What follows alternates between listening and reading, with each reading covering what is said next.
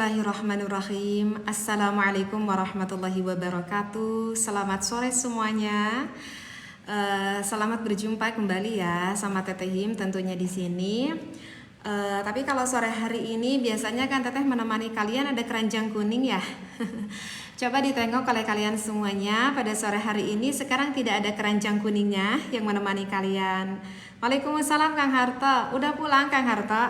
Udah pulang kerja?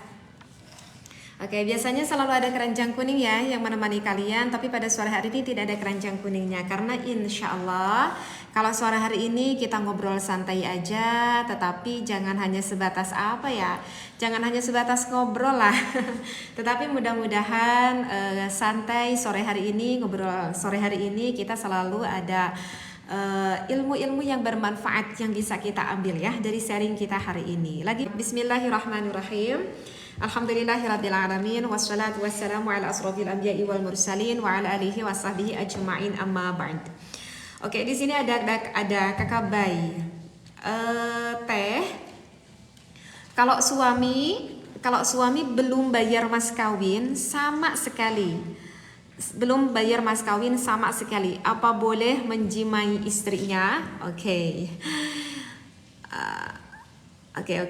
Jadi kalau misalkan ada pasangan pengantin baru suami istri, tetapi kebetulan itu mas kawinnya atau maharnya itu belum dibayar sama sekali gitu ya, maka apakah itu boleh tidak menggauli istrinya tersebut? Nah seperti itu. Harus kita ketahui ya, itu ada keterangannya di dalam kitab Mughnil Muhtaj. Itu kakak ada keterangannya di dalam kitab Mughnil Muhtaj. Jadi dalam kitab itu bahwa mengatakan kalau mahar ataupun kalau mas kawin itu setengahnya wajib setelah akad. Kewajibannya itu adalah wajib setelah akad. Kemudian yang setengahnya lagi itu wajib diberikan setelah menjimai istrinya. Jadi setengahnya setelah akad dan setengahnya lagi setelah menjimai istrinya. Nah, jadi seperti itu Kak. Jadi kalau di dalam kitab itu mengatakan bahwa itu hukumnya makruh. Jika misalkan belum memberi mas kawin sama sekali setelah akad sama sekali kepada istrinya, itu hukumnya makruh. Bahkan di dalam itu kitab ada sebagian juga ulama yang berpendapat bahwa itu hukumnya bisa diharamkan. Seperti itu. Nah, kecuali kalau misalkan ketika akad itu sudah jelas ya. Ketika akad itu sudah jelas kalau dibayar kan suka ada gini ya, dibayar tunai gitu ya kan, seperti itu. Kecuali kalau ketika akadnya itu dibayar kalau bahasa Indonesia, kalau bahasa Sundanya itu kan nganjuk ya. Kalau bahasa Indonesianya apa? Kalau enggak tunai apa kalau bahasa Indonesianya gitu kan, kalau bahasa Sundanya dibayar ngutang kali ya, kalau dibayar ngutang, nah itu beda lagi. Jadi disunnahkan di dalam kitab itu kalau suaminya tuh jangan dulu menggauli istrinya seperti itu. Jadi bagusnya dibayar dulu nih setengah mas kawinnya. Agar apa? Agar terlepas dari perbedaan pendapat ulama. Yang satu mengatakan makruh, yang satu mengatakan haram. Nah, gitu Kakak ya. Jadi kalau misalkan mau ngutang ya jelas bilang dong, katakan ngutang seperti itu. Ya kalau tunai ya katakan tunai, ya kalau tunai ya tunai dibayarnya. Gitu Kakak ya. Itu Masya Allah. Ada nggak ya yang kejadian seperti ini ya? Oke, Teh jika istri belum menjimai suaminya, apa suami wajib memberi nafkah? Bukan istri yang menjimai suaminya mungkin ya Kakak Nenganom. Suami yang menjimai istrinya. Oke. Kita ulangi lagi. Oke. Kita ulangi lagi. Ini agak ke-scroll nih. Oke.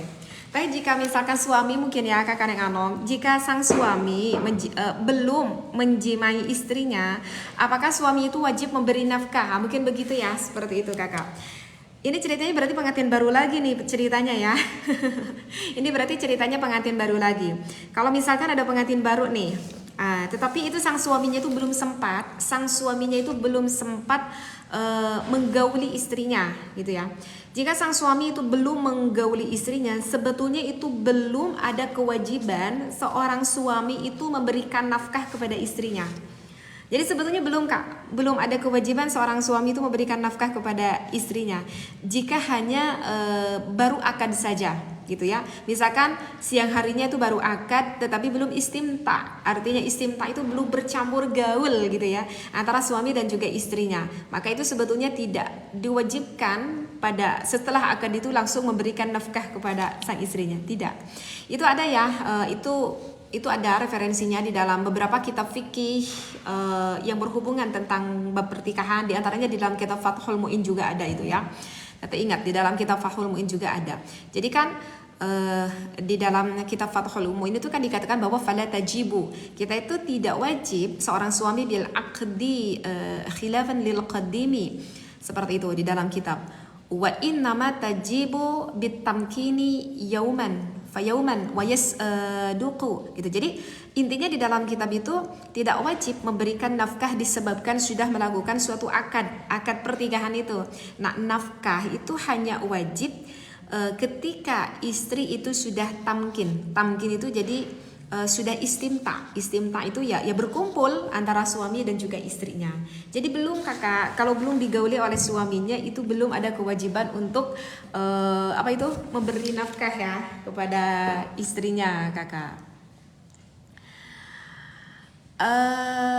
Assalamualaikum Teh, kalau pacaran cium-ciuman doang gak apa-apa ya Teh, kan suka sama suka. Aduh, terserah Kakak Evelyn deh jawabnya. Terserah Kakak Evelyn deh jawabnya. Levna loading wae du Teh. Iya tuh Kang Adang, kenapa loading wae kuotanya? Dibayar kredit gimana? Iya Kak Fajar, suka ada ya Kakak Fajar yang dibayar kredit. Serius Kak, suka ada yang dibayar kredit. Ya maksudnya ngutang gitu Kakak Fajar. Ini udah gaya ya, mas kawinnya 100 gram, ternyata dibayarnya ngutang. Ya kalau istrinya ridho ya gak apa-apa, meskipun mas kawinnya ngutang, yang penting itu istrinya ridho aja dibayar ngutang ya. Teh, jika suami berpoligami, Kak Neng, Teh, jika suami berpoligami apa boleh mengumpulkan dalam satu rumah?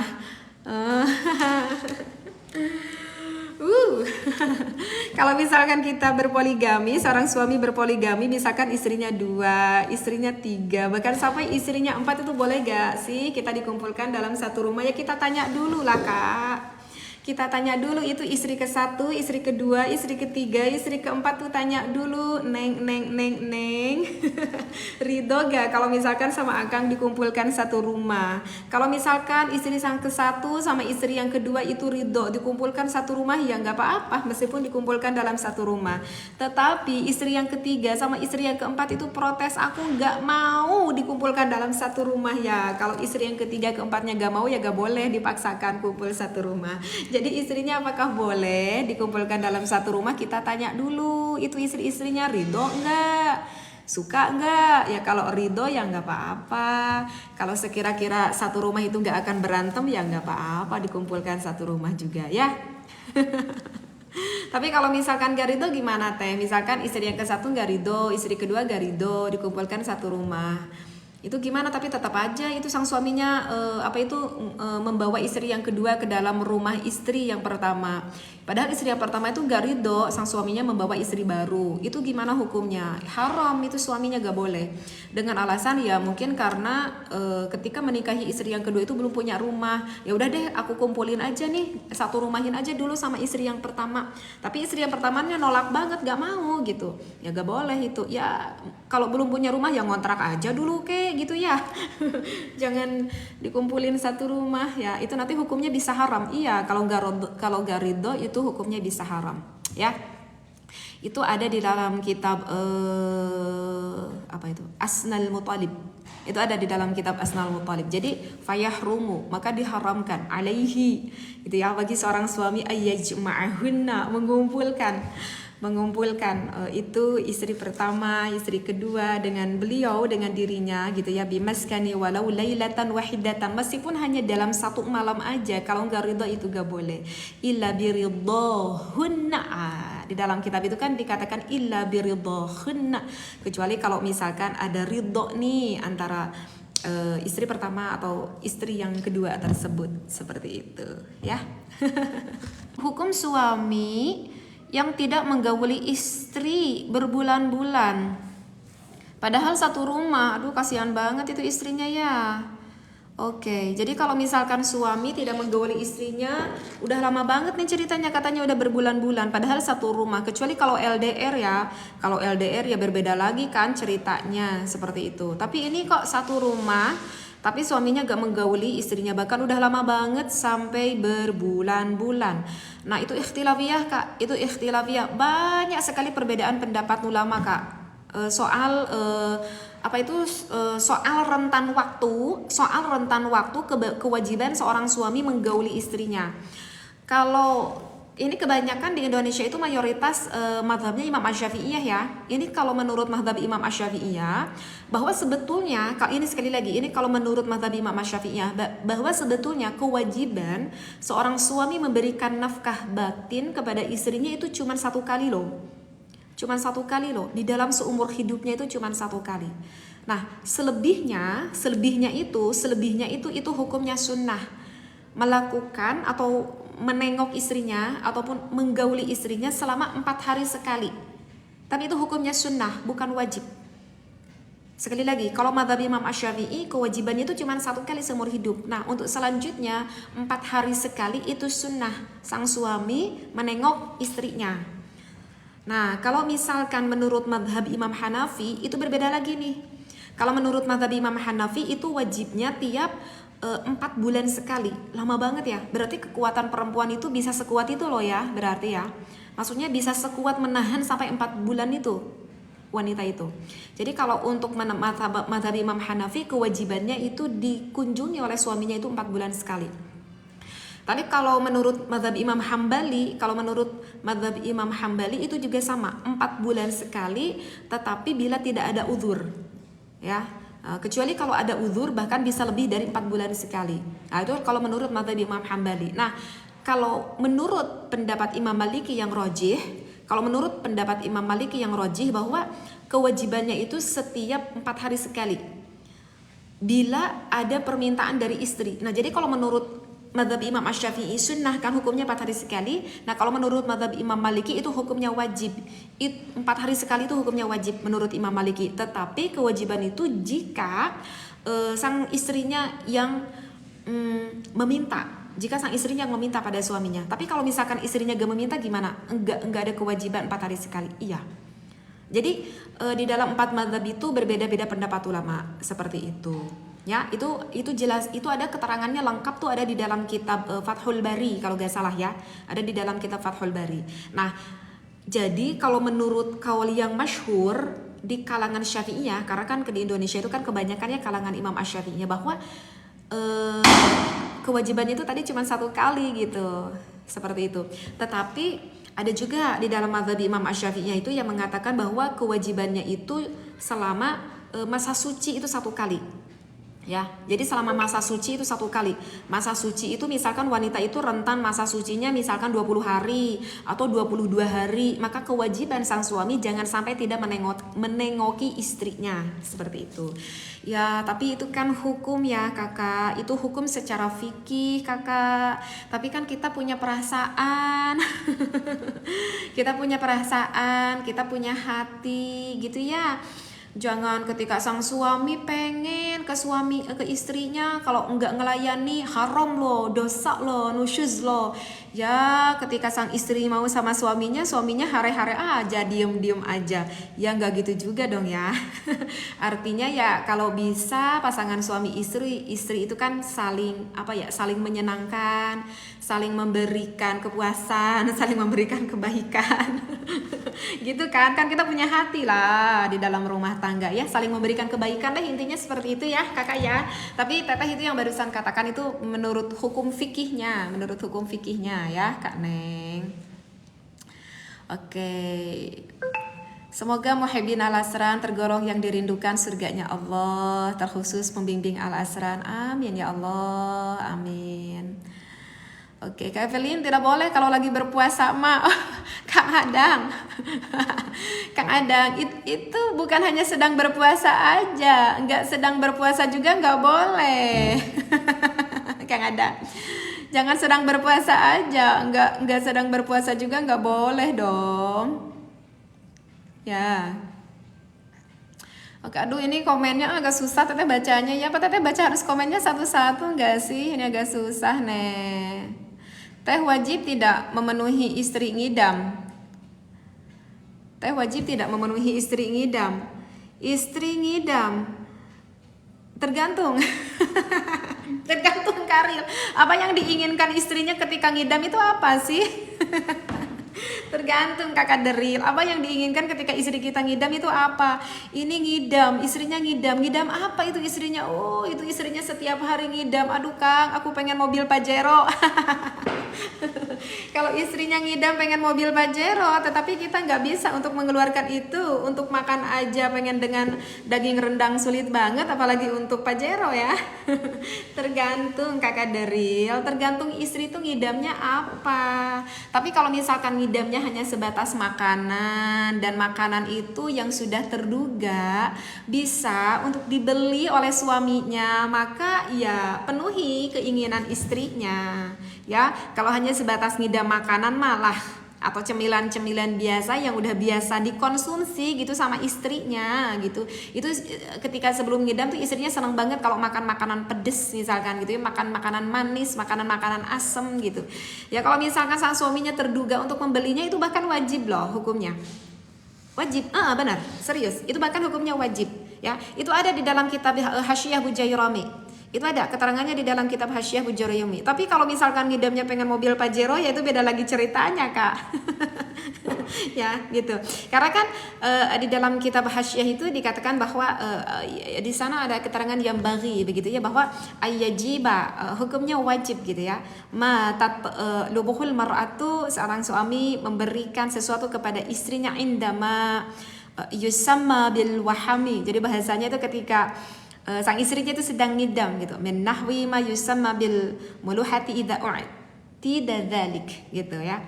Jadi kalau hanya sebatas pengen asinan ya kasihlah, nanti takut ngiler ya.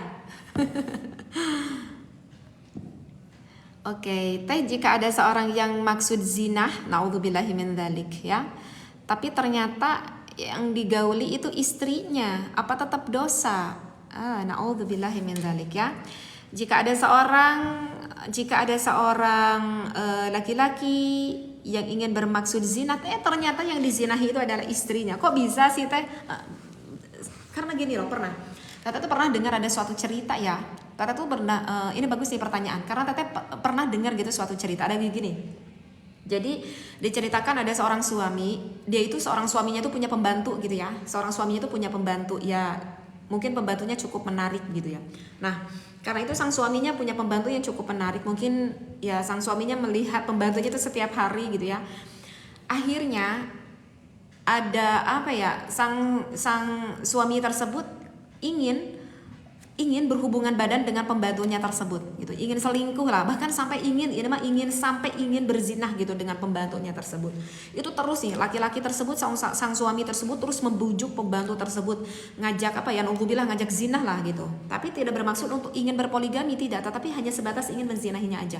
Terus itu membujuk nih sama pembantunya tersebut, udah dirayu, udah mau dikasih apa gitu, uang sebesar apapun gitu, yang penting mau aja melakukan zinah gitu sama dunungannya gitu ya, sama laki-laki tersebut itu. Tetapi sang pembantu tersebut itu terus aja nolak. Nah, akhirnya pada suatu waktu itu si pembantunya itu berinisiatif karena si sang pembantunya itu mau keluar dari rumah ini, tetapi dia tuh bingung mau cari kerjaannya tuh kemana lagi gitu ya, sedangkan dia tuh udah nyaman kerja di sana. Nah, akhirnya si sang pembantu tersebut bilang tuh sama dunungan yang perempuannya, sama istri suami tersebut, bilang kalau sang suaminya selama ini selalu mengajak aku untuk berzinah seperti itu. Nah, akhirnya si sang pembantu tersebut bilang nih sama dunungan yang perempuannya gitu, gimana kakak kalau aku misalkan mau gitu ya berzinah dengan suami kamu, tapi aku berpura-pura bahwa yang sebetulnya yang berzinah itu bukan aku tetapi kakak gitu ya, sebagai istrinya seperti itu. Nanti aku mau memberikan syarat, boleh aku mau berzinah dengan kamu tapi lampunya harus dimatikan agar wajahnya itu tidak terlihat seperti itu.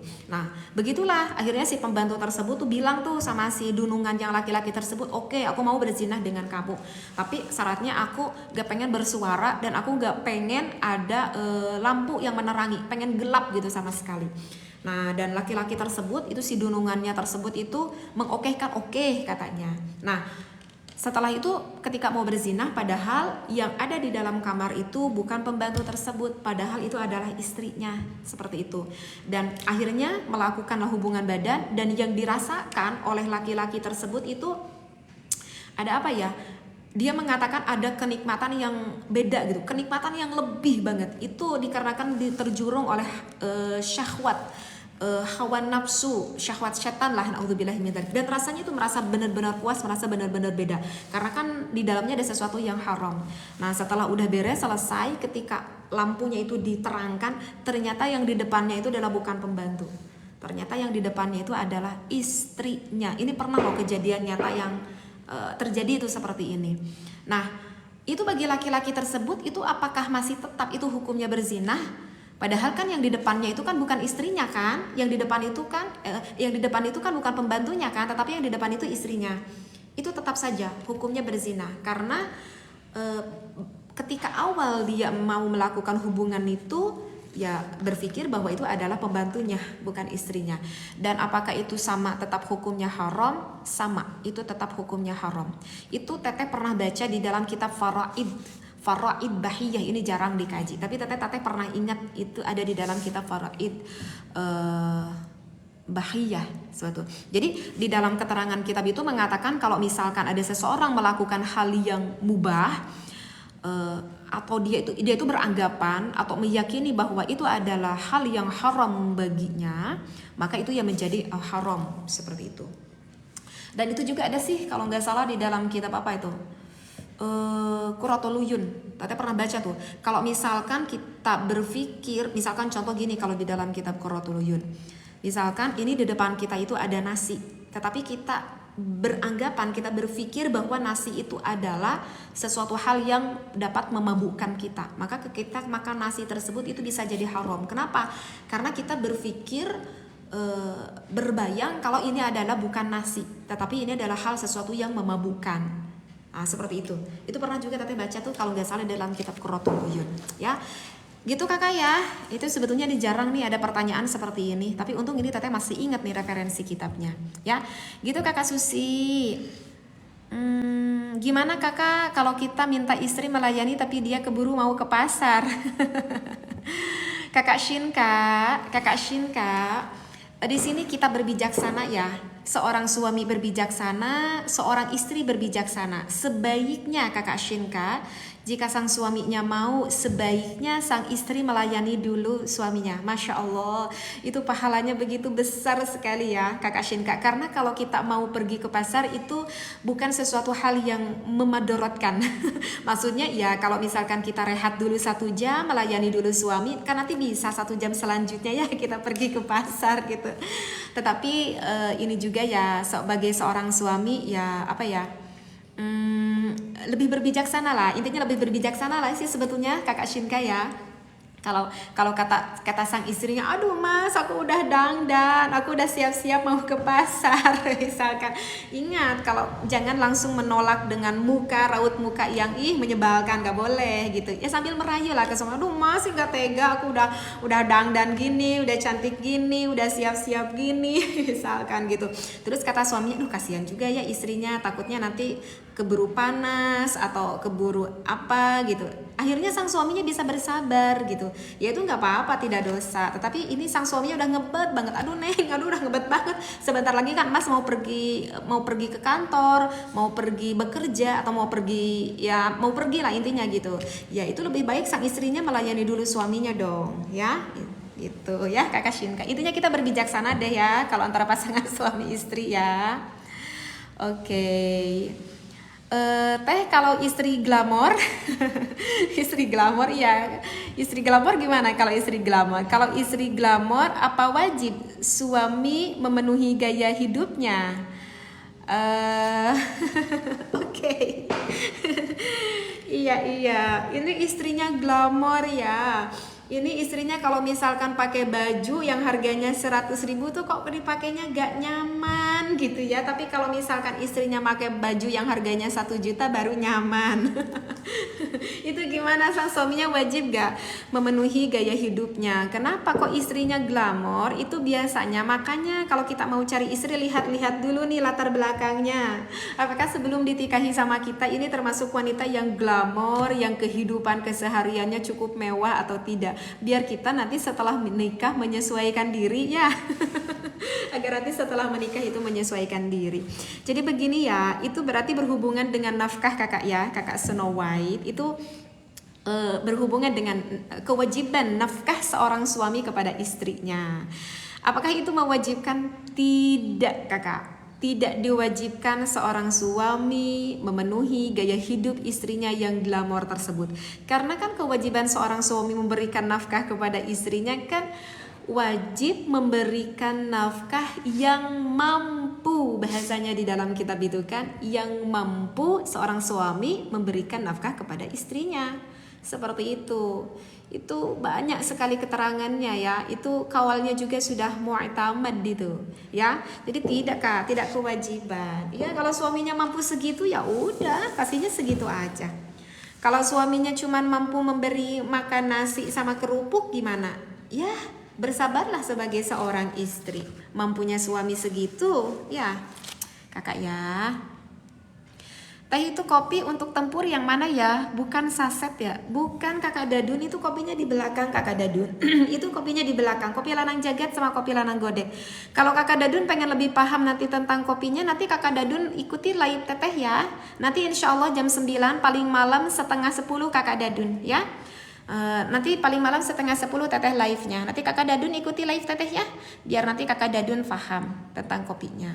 Kalau sudah bertunangan boleh tidak jalan berduaan? Gak boleh. Kalau ini Masya Allah, ini bener loh, banyak loh para pemuda, para pemudi, karena aku sudah bertunangan kok dia tuh berpikir kayak seperti istrinya ya. Kan sebentar lagi juga saya mau menikah nih sama calon istri aku, kan aku sudah bertunangan, makanya dia tuh bebas banget gitu ya, mau kemanapun bepergi berduaan ya gitu. Sekarang banyak kan ya seperti itu ya. Belum nikah aja itu kalau misalkan mau ke undangan bareng-bareng bajunya udah samaan, udah kapelan. Aduh, itu bajunya udah kapelan. Mau kemana-mana pergi keduaan, ngebonceng naik motor ya sambil berpelukan. Ampun, kemana-mana itu sambil gandengan tangan nih. Ya, itu padahal baru bertunangan. Itu bertunangan itu bukan jadi syah istrinya loh. Boleh nggak? Nggak boleh. Itu tetap aja haram ya, tetap aja haram. Kalau berkhulwah berduaan ya tetap aja haram. Ya, menyentuh calon istri, tapi kan ini calon istri loh. Iya, kan baru calon, belum jadi istrinya. Tetap aja itu nggak boleh. Ya, menyentuh calon istrinya dengan sengaja menyentuh kulitnya nggak boleh. Meskipun itu sudah bertunangan. Itu ada ya di dalam kitab Muswatul Fiqhiyah, itu ada di dalam kitab Muswatul Fiqhiyah. Nggak boleh, la yajuzu, nggak boleh lil khatib, meskipun sudah bertunangan. Untuk apa? Memegang. Kemudian di dalam referensi kitab itu dikatakan wajhul makhtubah gitu kan, atau wala kafaiha, menyentuh wajahnya, memegang kedua tangannya, nggak boleh itu ya. Meskipun di dalam itu kitab itu meskipun aman syahwati, meskipun aman gitu dari syahwat, gitu. Meskipun aman dari syahwat. Jadi mata teh aku menyentuh tangan calon istri aku itu nggak ada rasa syahwat ya, menyentuh aja, memberikan perlindungan aja, niatnya seperti itu ya, tetap aja itu haram, nggak boleh ya. Jadi kalau pengen bersentuhan kulit ya apa, nikah dulu ya, baru bebas, mau apapun baru bebas ya. Teh, misal kalau istri mengajak berhubungan tapi suami masih belum bisa, itu hukumnya dosa enggak? Oke, kakak Ilham. Jika istri ngajak sama suami tapi suaminya belum bisa, itu kemungkinan besar belum bisa tuh karena apa ya? Mungkin kakak Ilham belum bisa itu mungkin karena sakit mungkin ya. Ya, mungkin karena sakit. Maaf banget, ini maaf ya, salah satu alasannya kan dikarenakan penyakit, maka sang suaminya itu tidak bisa bangun misalkan, maaf ya, ini misalkan sang suaminya tidak bisa bangun, maka sang suami mau melayani istrinya gimana ya kalau sang suaminya itu nggak bisa bangun, tapi istrinya pengen. Nah, aduh ini maaf ya, ini teteh kajiannya umum ya, tapi teteh ngajinya agak mau dalam nih, gak apa-apa ya. Kalian jangan berpikir negatif ya, kalian jangan berpikir negatif akan apa yang akan teteh sampaikan ya gitu. Karena pada kenyataannya kan di dalam rumah tangga banyak ya salah satu terjadi dikarenakan ini gitu. Jadi begini ya, sebetulnya ketika pasangan suami istri melakukan ibadah berjima lah, itu sebetulnya puncak klimakan, itu sebetulnya puncak klimakan. Tetapi sebetulnya keklimakan itu tidak hanya saja terjadi ketika itu aja gitu. Misalkan ketika sang suami istri ngobrol duaan, saling sayang-sayangan, mencurahkan rasa perasaan hati, saling melindungi, saling memahami perasaannya masing-masing. Terkadang itu bisa klimak juga loh. Terkadang itu bisa klimak juga antara pasangan suami istri tersebut, kayak jadi anggap pengen melakukan sampai berjima itu karena udah merasa puas, klimak antara suami istri seperti itu. Kalian pernah nggak merasakan seperti itu? Kalau teteh itu suka sering merasakan seperti itu. Jadi ketika kita ngobrol duaan, aduh penuh dengan rasa sayang gitu dengan suami, udah itu sebetulnya udah klimak juga. Terkadang seperti itu. Terkadang kita juga pengen klimaknya dengan melakukan hubungan biologis. Nah, kata kakak Ilham gimana nih? Kita nggak bisa melayani istri kita misalkan sakit gak bisa bangun. Kakak Ilham tahu nggak bahwa sebetulnya membuat klimaks sang istri itu kalau kita paham triknya, itu tidak melulu memasukkan milik sang suami kepada istrinya. Istrinya masih tetap bisa inzal, istrinya masih tetap bisa keluar meskipun tidak dimasuki oleh sang suaminya. Maaf banget ini di dalam salah satu referensi kitab, contoh ada di dalam kitab I'anatul Talibin, bahwa sang suami boleh mengecup milik istrinya. Bahkan kalau suaminya bisa mengecup istrinya, faham sang suami itu area mana sensitif istrinya, itu bahkan sang istrinya bisa keluar meskipun tidak dimasuki oleh area milik laki-lakinya, tetapi memuaskan istrinya, maaf banget, menggunakan lidah sang suaminya. Jadi sebetulnya kalau misalkan kita tahu paham triknya, itu sebetulnya sang suami tetap bisa kok membahagiakan istrinya. Ya, maaf ya, ini agak dalam, mohon maaf banget. Ini mudah-mudahan yang mendengarkan ini adalah bagi pasangan-pasangan yang sudah menikah ya. Gitu kakak Ilham ya.